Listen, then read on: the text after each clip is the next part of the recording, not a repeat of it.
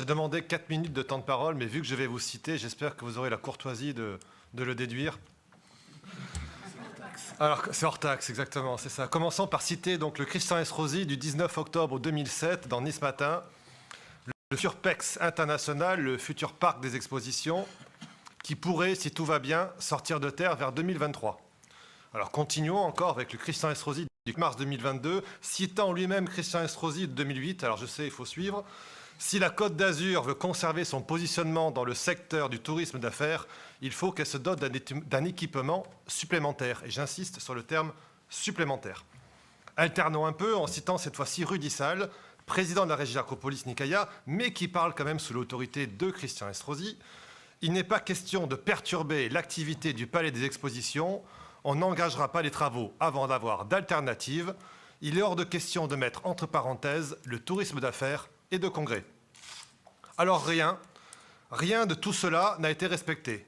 Pas de PEX en 2023, pas d'équipement supplémentaire, c'est-à-dire une addition, mais plutôt une destruction. Et pas de continuité de l'activité, aucun tuilage, aucune alternative. Mais ce n'est pas tout. Vous évoquez dans les considérants, et je vous cite encore une fois, le bilan positif sur le plan économique, culturel, social, urbain, écologique, et l'intérêt général du prolongement de la promenade du Paillon et de déconstruction, alors je n'aime pas ce terme, je parlais plutôt de démolition, du Palais des Congrès Acropolis. Et c'est très intéressant car là encore, c'est tout faux. Alors il y a d'une part un risque social avec des salariés de la régie n'ayant aucune garantie de maintien de leur activité et de leur poste. Des salariés pourtant exemplaires, je tiens à le saluer, qui assurent encore aujourd'hui une activité à temps plein du Palais Acropolis, tout en étant en sous-effectif. Permettez-moi également de vous alerter sur le risque qui pèse sur la régie, car vos décisions, monsieur le maire, la rendent déficitaire et que l'État va tôt ou tard mettre un terme à cette gestion chaotique. Et il y a un risque économique, avec un manque à gagner pour notre collectivité. J'ai eu l'occasion de l'évoquer avec vous, monsieur le Président, lors du dernier Conseil métropolitain. Sur les 5 prochaines années, ce sont 100 millions d'euros de chiffre d'affaires direct liés à l'exploitation d'Acropolis qui vont nous manquer. Mais concernant les retombées économiques indirectes, un rapide calcul nous permet de l'estimer à 3,2 milliards d'euros entre 2023 et 2027.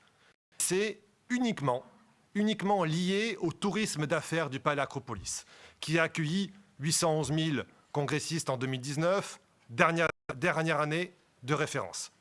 Si l'on multiplie par la dépense moyenne et la durée moyenne de séjour, on retrouve ce chiffre de 3,2 milliards d'euros de manque à gagner pour notre collectivité.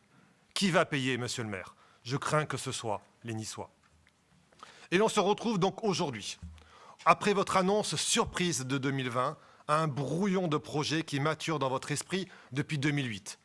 En 15 ans, vous n'avez pas eu le temps d'y réfléchir, pas eu le temps d'envisager une transition qui ne coûte pas autant. Alors ce manque d'anticipation est suicidaire pour notre économie et notre tourisme. Alors il faut savoir que les services de la ville, et c'est important, ont passé l'année entière à signer des courriers pour annuler les manifestations prévues au Palais des Congrès et au Palais des Expositions. Mais aujourd'hui, il faut essayer de récupérer ses clients. Alors vous pensez que avec cette gestion, que vous allez concurrencer Milan et Barcelone. Occupez-vous plutôt de nous éviter la concurrence de Cannes et Monaco qui, eux, ont investi dans leur offre congrès avant nous et qui récupèrent massivement nos clients. Alors oui, nous sommes pour le Palais Acropolis. Nous sommes pour le maintien du tourisme d'affaires à Nice et j'invite tous les membres de notre Assemblée à prendre conscience de l'importance de leur vote, qu'ils nous rejoignent dans la préservation de cet outil essentiel en votant contre cette délibération.